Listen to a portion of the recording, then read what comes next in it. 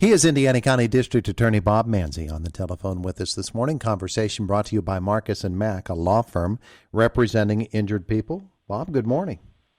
Good morning, Todd. How are you today? Wonderful. And it's good to have you with us here today on this gorgeous Wednesday. How about that weather, huh? Oh, I'm looking at the sunshine and heading into the office. It's wonderful. Yeah, absolutely. Hey, I wanted to get just a brief comment from you on the resignation of a really good guy who's been really helpful here in Indiana County, Scott Brady, stepping down as the Western District of Pennsylvania federal attorney. And he's a guy that has done some really, really good work around here and working with you too, right? Scott was one of the first meetings I had when I took office in January of last year. And Scott has been a true friend of Indiana County. From the time I took office, we worked a partnership that allowed us to take probably about 24 drug dealers into federal custody from Indiana County, have them prosecuted there where their sentence guidelines are higher, and we can keep them away from the community longer. Anytime I would call Scott with a question or looking for an asset, he was always there to help. So that is going to be a tough loss for us. Yeah, and for me too, because he comes on the program frequently, and we talk a little Pirate baseball along with the law as well. So you're going to have to pick up that slack for him too, okay? I can do that. All right, no Philly talk around here. All right, I want to talk about a couple of other things this morning as well. First of all, mental health services here in Indiana County and the way that your office takes into account mental health issues as well. Let's begin our conversation there this morning. Absolutely. Well, just to give us a little bit of a background, before I became a barred attorney, I worked in juvenile services and mental health services through Adelphi Village for about 7 years. So I understand the interplay of mental health and criminal behavior. And I think it's important that, for many years we've heard talk about we need to address mental health, and it just seems like we keep saying that and nothing gets done on a grand level.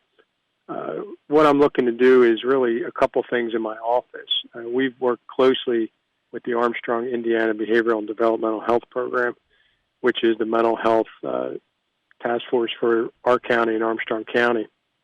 And what we've been able to find is a fully funded program position for somebody who'll serve as what's called a boundary spanner. And what this person will do is they will serve as somebody who spans that boundary between a mental health program and the criminal justice system. So when we have somebody that is charged in the criminal justice system, but when you really look at the case, it truly is a 100% mental health case, intellectual disability case, where the criminal justice system is probably not going to serve that much benefit to that person and to our community, but the mental health system will. That person is going to be looking to divert those cases to the mental health system, get that individual the particular help they're going to need.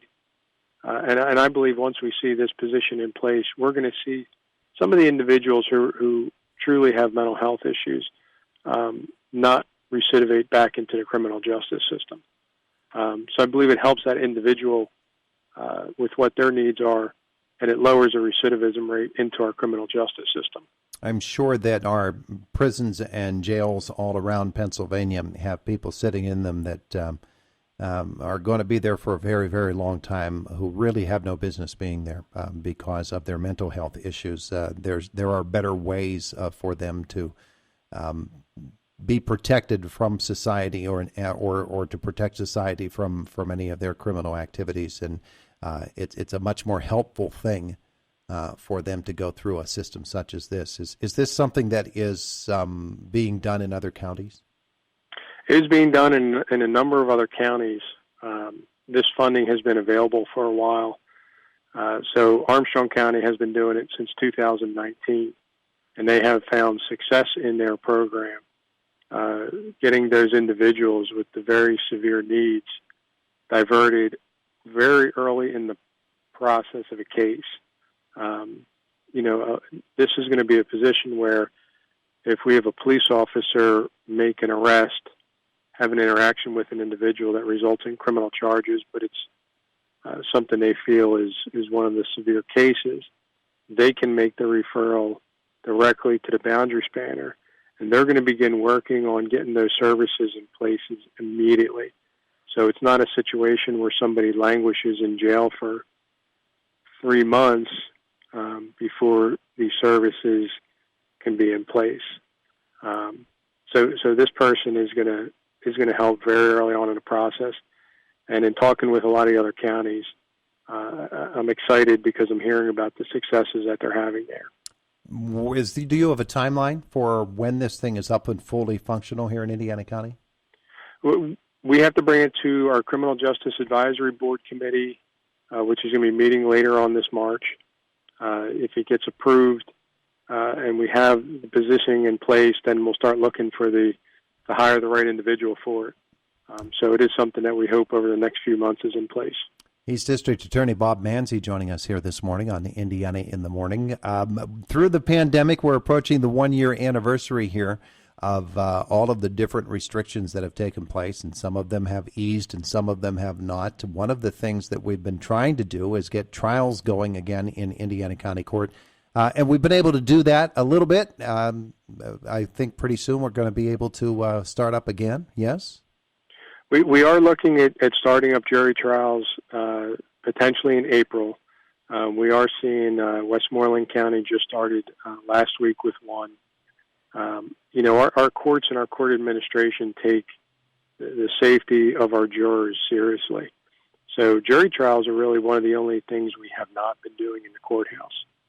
We've still been doing bench trials and preliminary hearings and motion hearings, guilty pleas and sentencing and ARDs, but when you talk about bringing in a couple hundred people into one location, that takes a lot of planning and execution. So we will be looking to, I believe, start back up in April over at the KCAC again, so we have plenty of room to space individuals out.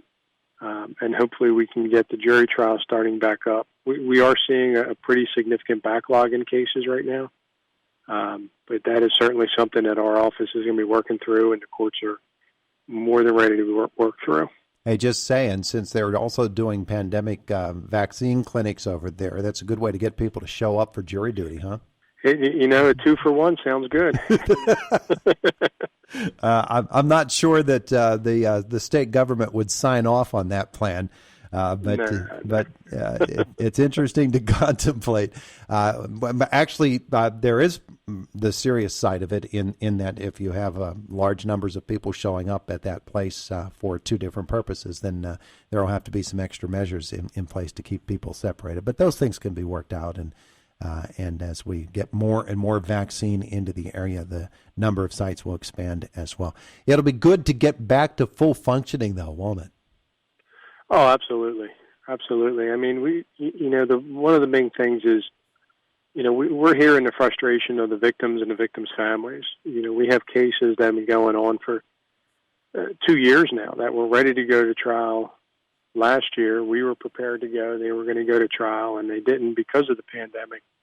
And, for victims to have closure in their case is important. So just kind of this dragging on, they're already angry and they're already frustrated, and it's completely understandable. And then to have it take twice as long as normal, it's tough for victims who want to just move on with their life and get beyond that case. Yeah, and of course there's also the issue of when that case is fresh and you're working it all the time, you don't have to get yourself back up to speed over and over and over again because you're there. When there are delays such as this, it might just take a little bit longer to get yourself back into the swing of things from both the defense and prosecution side.